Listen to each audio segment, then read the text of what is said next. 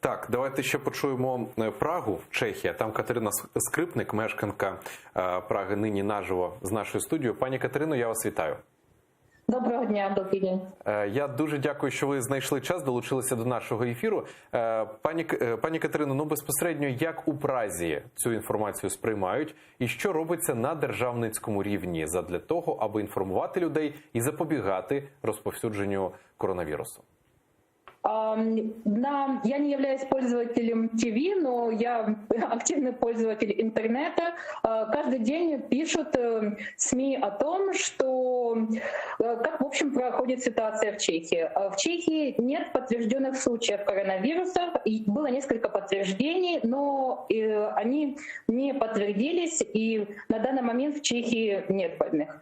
Также информируют о том, какая в целом ситуация в Европе, о том, что последний раз, по-моему, вчера писали о том, что 2 случая подтвердились в Баварии, в Германии. Так или иначе, дезинформации в интернете достаточно много, а этому тоже говорят, уделяют внимание, чтобы не возникала паника.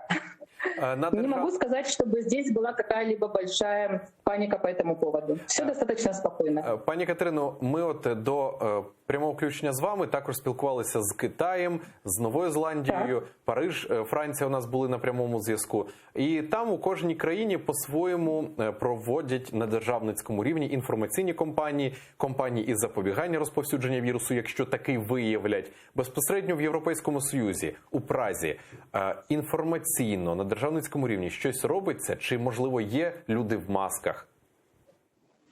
Кроме туристов я не встречала, нет. А знову ж таки на державницькому рівні щось робиться чи повна тиша?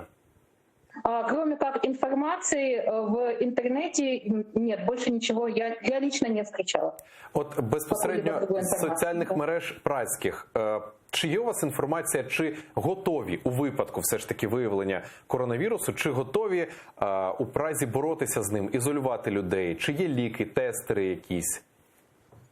На данный момент любые как подозрения, если человек, он сразу госпитализирован, об этом информирует общественность, проводятся тестирования, и в ближайшее время, то есть к тестированию, я так понимаю, готовы.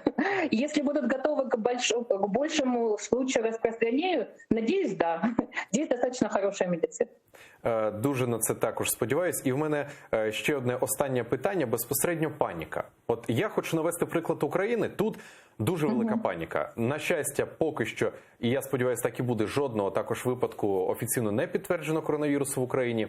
Але через велику кількість фейків, через великі роздмухування таких от неправдивих новин, я вам серйозно скажу, навіть у Києві дуже велика паніка. І вже я навіть зустрічаю людей, які вдягають маски, от питався кількох людей, вони кажуть, на всяк випадок, хай буде. Тобто велика паніка. Такий собі трилер нам показують по телевізорам. У Празі є така от відчуття трилеру або страшилки якоїсь? Паніка є?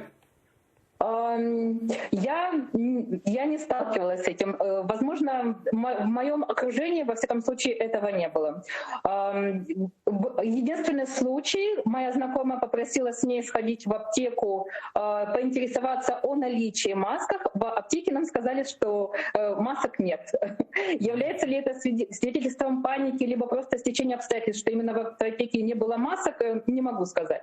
Но людей в масках, кроме нескольких туристов, которые обычно их носят, это обычно туристы из Китая, то есть это и было и до того, как появились новости о коронавирусе. Нет, я не встречала.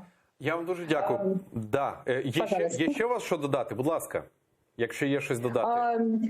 Я читала в новостях в Украине о распространении коронавируса в бананах. Это очень развеселило. Нет, здесь такого нет.